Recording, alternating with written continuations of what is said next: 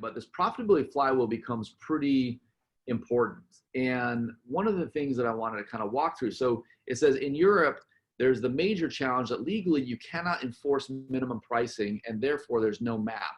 The only real methods to reduce it are to work with very limited retailers or have such a small retailer margin that the discount does not take place. Will you share some successful examples that worked in Europe as well?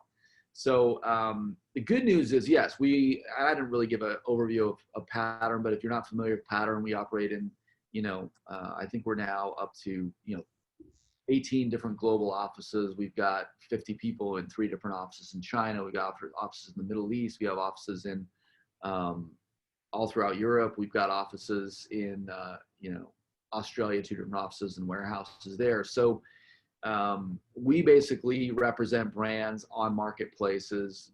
Brands ship us all their stuff on big pallets. We buy their product, and then they say, make us awesome, help us get into control, help us execute a successful growth strategy on these marketplaces. And again, we'll ship 200,000 units out of our warehouse today across all of these different marketplaces into the hands of customers. And then we do all the advertising and the SEO and the customer service and the returns and all this sort of stuff to really help those brands. And so as we get into, I guess I bring that up because in the Europe side, you're absolutely right. You can't enforce MAP, but those 2 things I was talking about earlier, you've got to have a price policy, but you also have a very strong distribution policy. The pricing policy is important and it's not enforceable in Europe, but the distribution policy is you can have, and we call that selective distribution. And so at a high level, I wanted to kind of abstract this a little bit because the way to kind of get here is to rationalize this distribution, implement what we call the selective distribution, streamline it down, hopefully just to one seller, one authorized seller on the marketplace, or in some cases, a group of authorized sellers that are willing to abide by the pricing policies, or at least even the pricing recommendations if you're in Europe. And so that creates this stabilization of pricing, and that kind of like stops the bleeding.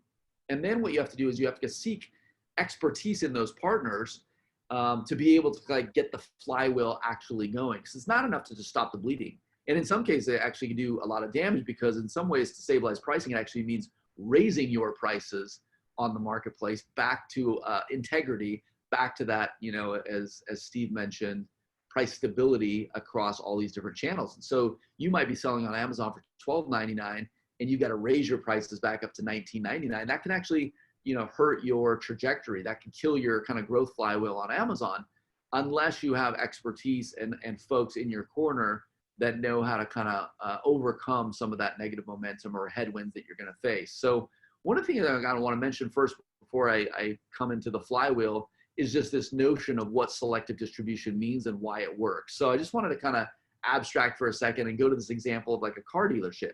So if you go to any major metropolitan kind of car dealer or metropolitan area in the US, you're going to have these kind of disparate car dealerships. So if you choose a brand like Toyota, you're going to have all these different Toyota dealerships. And the question is, well, what if you put all of those Toyota dealerships on the same street in that town? And if you did that, the inevitability would be they'd all have to kind of compete on price.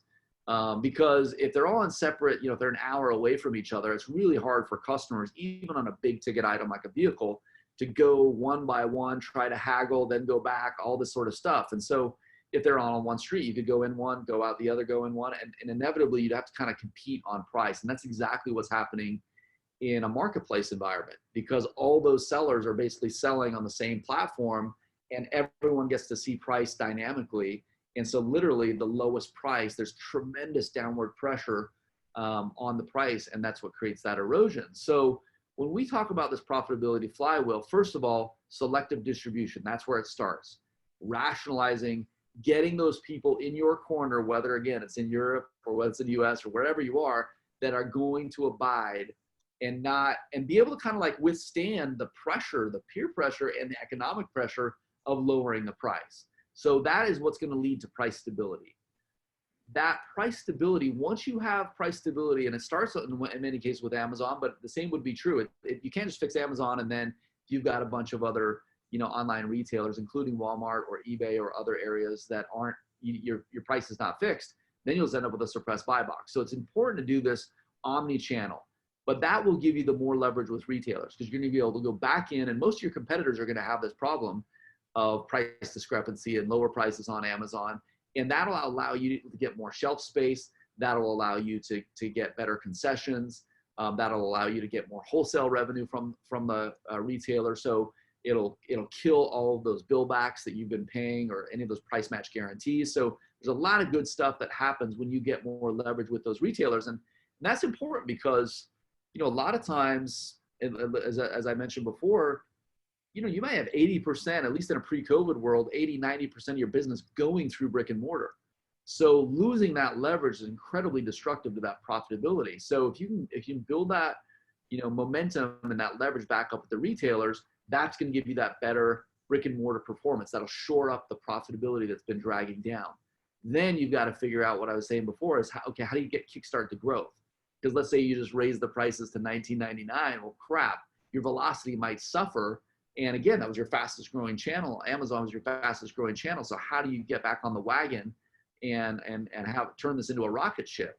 And that's when, making sure that if you've got a single authorized seller or maybe a group of authorized sellers, you get that buy box ownership. And this can obviously happen in a 1P environment too.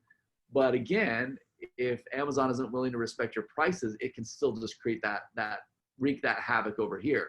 We have seen multiple brands be very successful in a 1P environment, but it generally means they are like draconian with every other website besides Amazon, and Amazon has no incentive to lower the price or to match it or to do whatever. So it's very tricky, but I wanted to make sure this is not a beat up session or a gang session on Amazon 1P, because it still can happen for sure.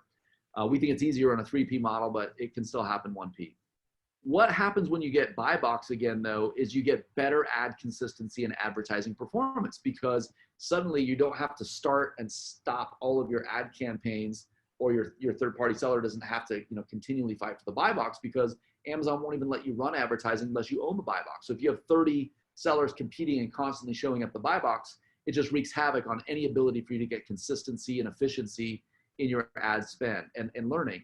And then the last thing I'll say that I think is really important as well is, if you have one authorized seller or two or three or whatever the number, a small number, it's a lot more likely that those sellers will stop trying to compete on price, and they will look at you as a long-term kind of revenue center for them, and they'll be willing to make those investments that are really critical to launching the Amazon flywheel of growth, which are things like better reviews, better images, better bullets and titles and SEO, all that better customer service, responding to any of these questions or complaints that customers have. So it's really important that you fix distribution and rationalize distribution, get control of the brick and mortar and price stability. But it's really important that you choose a partner that will also help you really accelerate the flywheel on the growth side, to be able to get you back in business. Otherwise, you might kind of flounder, and that pain that I mentioned of losing the velocity on Amazon, instead of lasting a month or two, could last a year or two if you don't get it fixed.